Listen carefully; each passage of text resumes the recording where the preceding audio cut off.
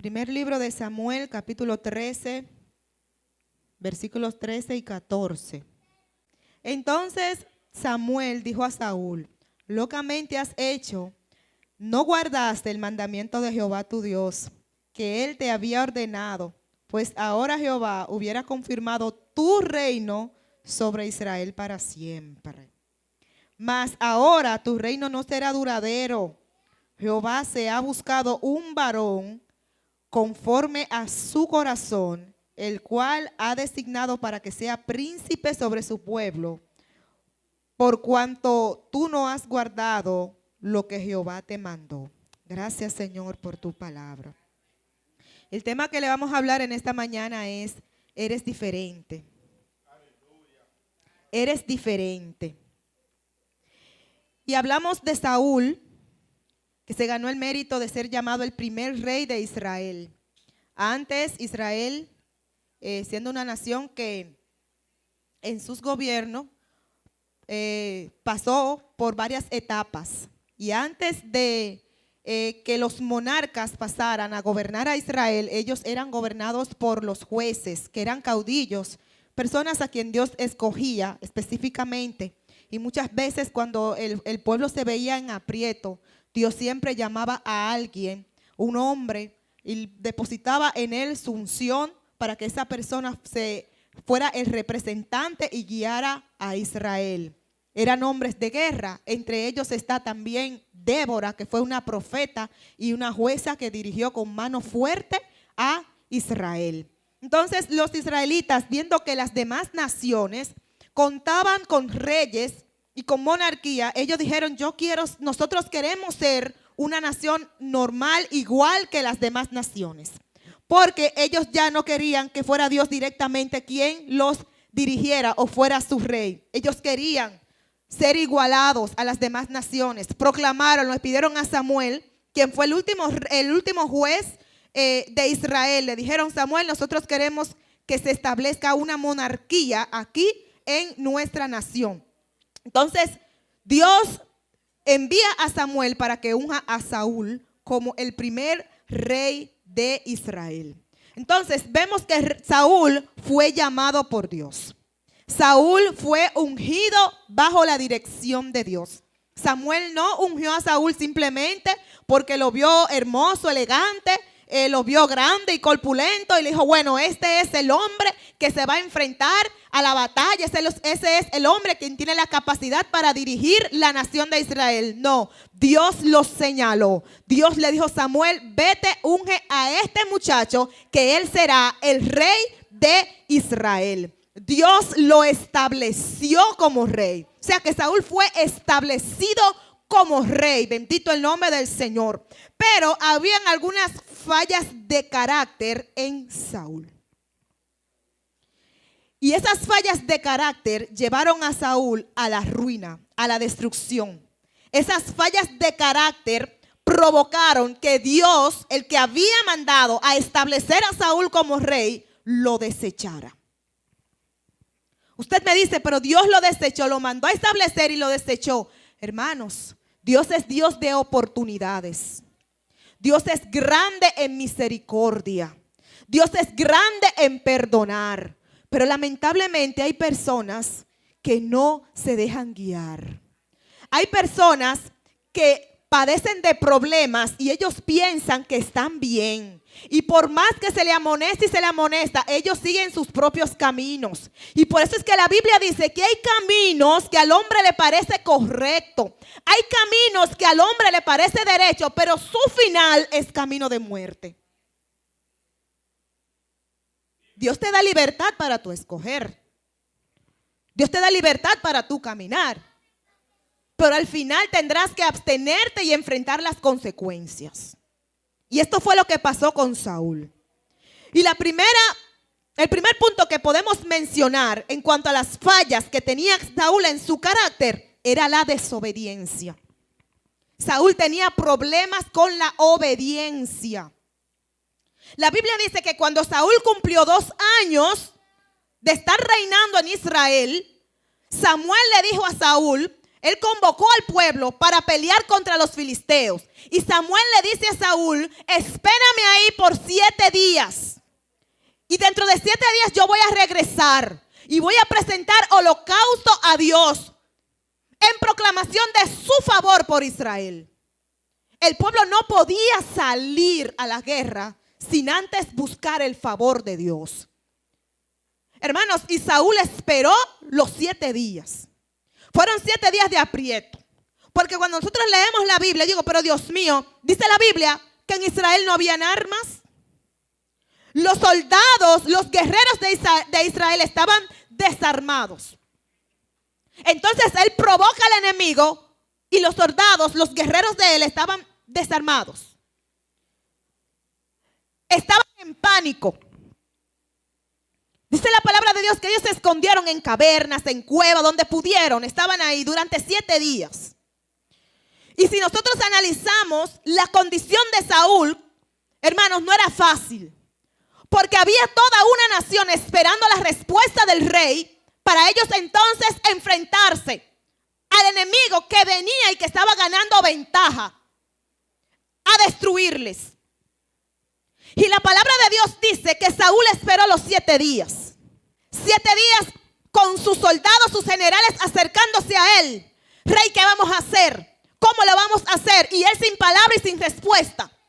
Saúl ya estaba como llevándose del panorama de lo que estaba pasando y estaba cayendo en pánico, en temor. Y la palabra de Dios dice que cuando se cumplieron los 7 días, y él mismo dice, llamen, traigan todo. Y él mismo ofreció sacrificio, holocausto a Jehová, que no le correspondía a él, porque a quien le correspondía ofrecer holocausto era al sacerdote, era a Samuel, al hombre que portaba la palabra, al hombre a quien Dios le hablaba, el hombre que tenía el resultado, el hombre que tenía la unción para hablar, aleluya, de parte de Dios al pueblo. Y lo duro del caso es que Samuel venía en sus manos con un regalo de Dios para Saúl. Samuel venía con una respuesta de Dios para Saúl. Y Saúl se desesperó. Vamos a presentar el holocausto. Vengan, que Samuel no viene. Pero espéralo un ratico. Yo no puedo. Ya el pueblo estaba ya en pánico. Y como los ojos de Saúl estaban puestos, la esperanza de Saúl estaba puesta sobre sus soldados, sobre sus guerreros, él se desesperó. Hermanos, el hombre y la mujer de Dios nunca debe de desenfocar su mirada de Dios. Por más difícil y dura que vea a su alrededor, por más aprieto en que se vea, no desenfoque tu mirada de Dios, porque tu respuesta viene. Tu respuesta viene. La respuesta de Dios para Saúl venía, pero él se desesperó porque sus ojos, su esperanza estaba puesta sobre sus soldados y no en Dios. Y a mí me llama la atención porque en el mismo instante está, por otro lado, el hijo de Saúl, Jonatán, también en la misma condición. Pero desde otro punto de vista estaba actuando. Y Jonatán le dice a su paje o al señor que cargaba sus armaduras, vamos a meternos allí y vamos a ponerle señal a Dios. Y si ellos nos dicen a nosotros que avancemos, nosotros vamos a entrar. Porque sería la señal de que Dios los va a entregar en nuestras manos. Porque para Dios no es imposible darnos la victoria con muchos o con pocos. Oigan, no es nada para Dios darnos la victoria con muchos o con pocos. Jonatán no estaba mirando la cantidad de personas para él obtener la victoria. Jonatán solamente estaba esperando, buscando el favor y la respuesta de Dios. Le pongo señal a Dios. Si Dios me dice que siga, vamos a seguir porque Él nos va a entregar la victoria. Porque Dios no busca cantidad. Dios no necesita cantidad de personas para entregarnos la victoria. Si Dios dijo que nos va a entregar la victoria es porque ya Él, aleluya, la ganó. Pero Saúl no. Saúl estaba ya. Se me van los soldados. Se me va mi ejército. Se me va la gente. Y cuando Samuel llega, le dice a Saúl, Saúl, ¿pero qué tú hiciste? Saúl, yo te dije que esperaras. Saúl, tú has actuado locamente, porque la respuesta que Dios tenía para ti era que iba a confirmar tu trono para siempre sobre Israel. Ay, Dios mío. Esto significa de que la familia, toda la dinastía de Saúl, eran los que Dios había determinado para que reinaran sobre Israel. Después de Saúl venía Jonatán, y después de Jonatán venían los hijos de Jonatán, y así sucesivamente. Pero por su desobediencia, por su desesperación, perdió lo que Dios había determinado para él. ¿Cuánta gente esperando a Cristo, pero que no han sabido desarrollar el fruto de la paciencia? Digo que esperando a Cristo porque yo sé que todos los cristianos estamos esperando la venida de Cristo. Pero ¿cuántos cristianos esperando la venida de Cristo desarrollando un carácter de impaciencia? Que no pueden esperar, no pueden soportar, no pueden esperar. Todos quieren que pase así. Saúl, cuídate de que no te pase lo mismo que le pasó a Saúl.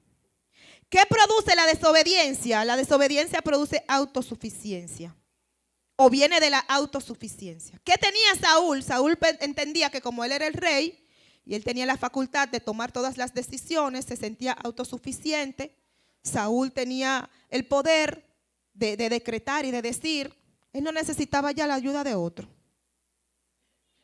Una persona desobediente se cree que él es la última Coca-Cola en el desierto. Y que si él no es el que hace, nadie lo va a hacer. Y que si él no es el que ejecuta, nadie va a ejecutar. Porque nadie lo hace mejor que él. Tenga cuidado, hermanos, porque para cada Saúl desobediente Dios ha reservado a un David que es conforme a su corazón. Nadie es imprescindible. Si usted se considera la última Coca-Cola en el desierto, bueno, podrá ser usted la última Coca-Cola, pero todavía quedan otras marcas y otros sabores que Dios ha reservado. Pero de lo que usted puede estar seguro de que el propósito de Dios no se va a morir de sed, porque usted así lo quiera. Saúl entendía que él era el ungido y que él podía hacer lo que él quisiera. Pero lo que él no sabía es que pese a su falla de carácter, ya Dios había buscado a un David que era conforme a su corazón. Samuel no tenía la menor idea de quién era aquel hombre de que el Dios estaba hablando, pero ya el cielo había hablado de David. Ya el cielo conocía a David. Aunque nadie en la tierra lo conocía, ya el cielo lo conocía. Y Dios dijo, ya yo he buscado a uno a quien yo voy a colocar como príncipe sobre Israel, y él es conforme, y su corazón es conforme a mí. La desobediencia produce altivez. La Biblia dice que Dios visita al humilde, pero al altivo lo mira de lejos. Y cuando estamos hablando y mencionamos la palabra humildad y ser humilde, yo no estoy hablando de aquellas personas que creen que ser humilde es andar con los zapatos rotos, que usted no se puede poner unos zapatos de marca. Por ahí andan muchas controversias. A veces uno entra a las redes sociales y ve tantos comentarios, a veces de personas mismas cristianas, criticando al que Dios bendijo, porque usted no puede, porque usted está usando lujuria, porque si Dios lo bendijo, deje que sea que use su vestido de marca, su pantalón de marca, deje que se compre la jipeta del año, que se compre su mansión. Si Dios lo bendijo, deje que se goce sus bendiciones. Pero hay muchos que entienden que el ser cristiano, el ser humilde, es andar como la cola, detrás de todo. Ser un mendigo, no, hermano. Al que Dios quiere bendecir, que lo bendiga. Y si Dios bendijo a su hermano, gócese con él. Disfruta sus bendiciones. Porque la humildad no es una condición, la humildad es una condición, es una actitud que viene desde el corazón. Hay muchas personas que no tienen absolutamente nada y andan así, hermanos, porque viven en una miseria extrema y son más altivos que cualquier millonario. Son arrogantes y altivos. Y usted lo mire, pero no tiene nada, pero son arrogantes. Porque es una actitud que vaya allá adentro, es que lo lleva. No es por fuera, es aquí adentro. Así que si usted tiene por ahí para comprarse su jipeta del año, cómpresela. No se lleven de los comentarios. De la gente que se levantan con comentarios porque tienen sentimiento de envidia, hermano. Muchas veces esos comentarios, porque vanidoso. Porque la Biblia dice, él es vanidoso, no es vanidoso, porque si usted tuviera la condición económica que tiene el hermano, usted también fuera peor que el hermano. Pero como usted no puede comprar lo que el hermano compra, entonces usted le critica porque es un vanidoso. Eso se llama envidia. Y eso está matando al pueblo de Dios. Y hay que romper con esto, hermanos.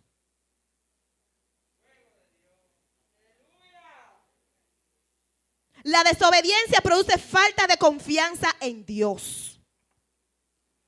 ¿Sobre quién estaban los ojos de Saúl puestos? Sobre el pueblo.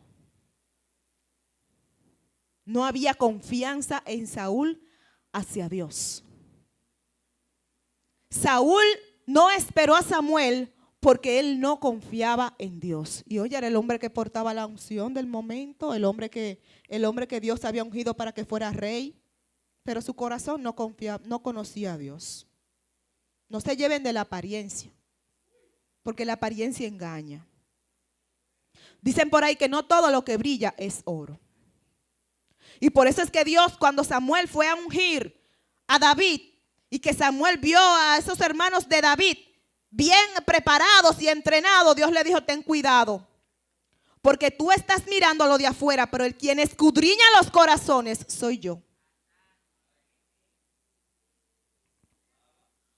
Es Dios el que escudriña los corazones, porque Dios ve mucho más allá de que nuestros ojos físicos puedan ver. Tenga cuidado. En Saúl había falta de arrepentimiento. Uno se pregunta, pero Dios mío, si Dios es Dios de misericordia, grande en perdonar, tardo para la ira, ¿por qué él desechó a Saúl? Porque Saúl nunca se arrepintió de sus faltas. Saúl nunca reconoció que había pecado. Hermanos, hacemos una comparación entre Saúl y David, y los pecados de David fueron más grandes y más graves que los de Saúl como rey. Dios le dijo a David que no censara al pueblo, y la Biblia dice, la primera vez que la Biblia menciona la palabra Satanás fue que se le metió a David, al hombre que tenía el corazón conforme a Dios y censó al pueblo. Ahí hubo una actitud de desobediencia. Pero cuando vino la consecuencia, ¿qué hizo David? Se arrepintió. David siempre tenía un cuartico y un trajecito ahí negro de hacer silicio. Yo digo que él tenía su fundita de ceniza también, para cuando él fallara, ay Señor, yo fallé. Y le hacía un callo a Dios, hermanos, hasta que Dios no le dijera te perdono, no soltaba a Dios. Se metía en ayuno, en oración, ahí silicio delante de Dios. Yo sé que yo te fallé. Yo sé que yo pequé contra ti. Perdóname, restáurame, perdóname. No me dejes así. Porque en David había un corazón arrepentido, un corazón que sabía quebrantarse delante de Dios, a diferencia de Saúl. David llegó un tiempo en que él tenía que ir a la guerra junto a su pueblo, y él envió a sus generales, envió a su gente y se quedó en el palacio.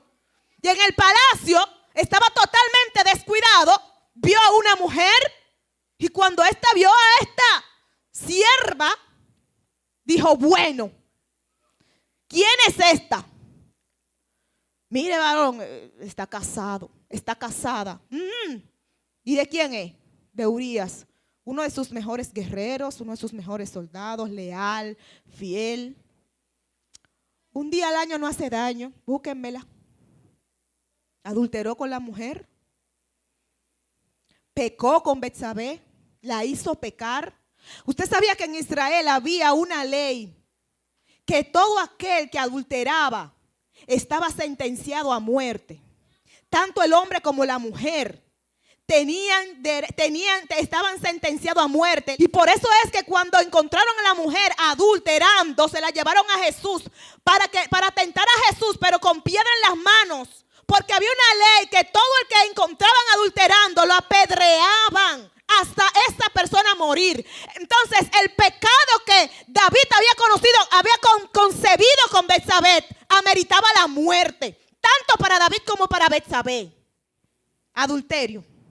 Primero codició, adulteró.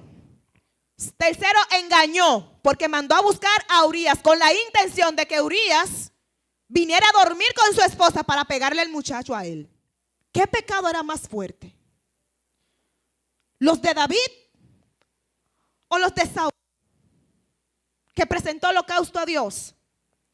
Que se fue a pelear con los amalecitas y Dios le dijo: acaba con todos ellos. Y él agarró los becerros gordos, lo que podía favorecerle, y lo guardó y lo puso ahí para poder favorecer al pueblo de Israel. Agarró el botín ahí. Eso nos conviene, pero Dios lo mandó a él a acabar con todo, a exterminarlos a todos. Este fue el pecado de Saúl. Pero el de David fue peor. ¿Pero qué pasó con Saúl cuando Dios lo confrontó?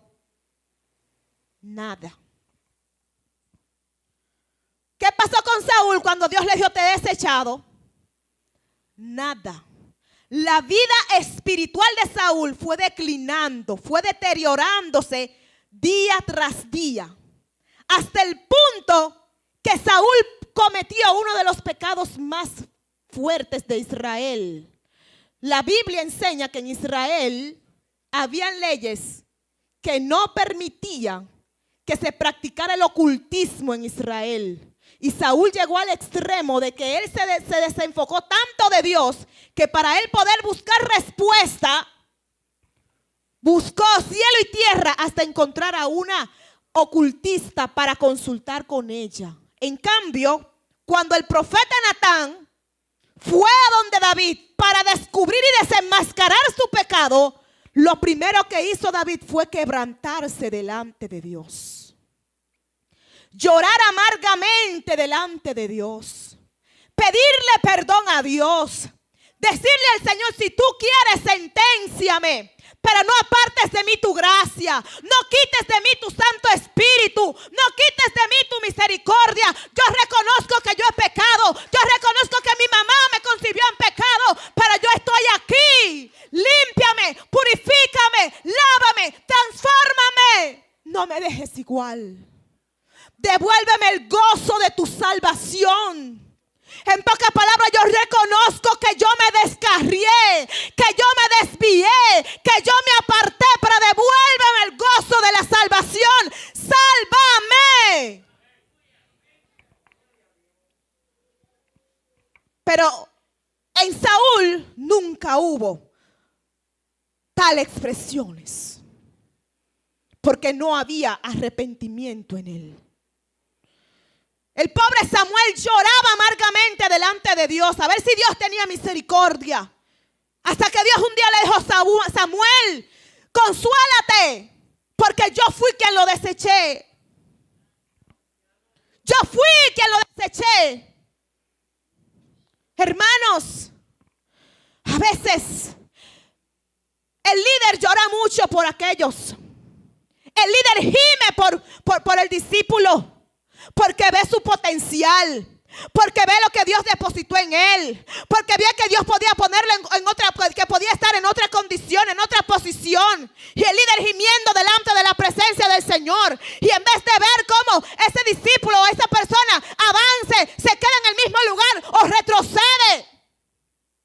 Hay muchos Samuel que lloran por Dios, delante de la presencia de Dios, por otros Saúl que no conocen lo que es la palabra arrepentimiento. arrepentimiento, que no valoran lo que Dios depositó en ellos. Bendito el nombre del Señor. Y Dios mirando. Ay, Samuel llora. Ay, Samuel gime. Ay, Samuel esto. Pero es que estoy esperando que Saúl se arrepienta. Estoy esperando que Saúl accione.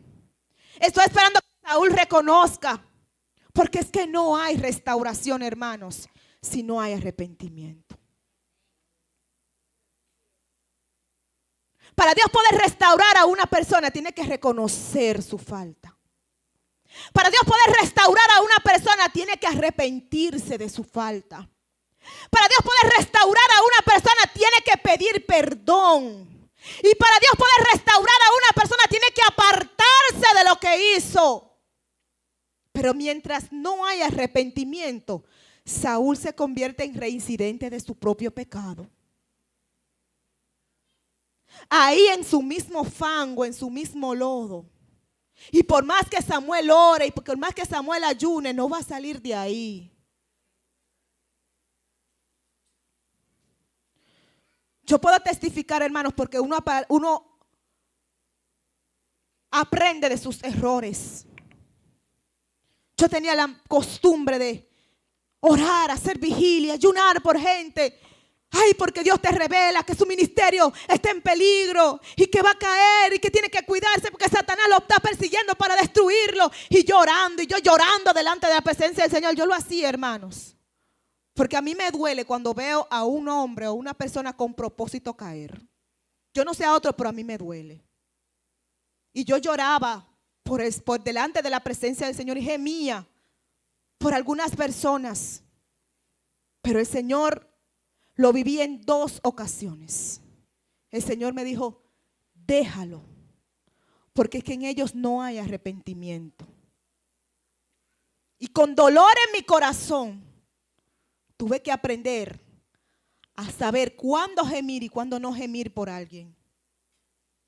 Cuándo hacer guerra espiritual y cuándo no hacer guerra espiritual por alguien. Porque a veces usted se pone en la brecha por una persona que tiene todas las puertas abiertas. Y todo lo que está en esa persona te hace la guerra a ti, te golpea a ti, te derriba a ti, te hace daño a ti y esa persona queda igualito. ¿Por qué es que no le afecta? Porque es que no reconoce su condición, no reconoce su posición. Y si no reconoce su condición, mucho menos va a reconocer el propósito que Dios tiene para con esa persona. Si no hay arrepentimiento en esa persona, es imposible reconocer lo que Dios quiere hacer en esa persona. Y uno como líder orando, porque los líderes tenemos la capacidad de ver más allá de lo que otros ven. Gimiendo. Y lo más doloroso es que tú ves que sucumben ahí. Y tú lo ves que al final terminan descarriándose. Al final terminan quedándose así.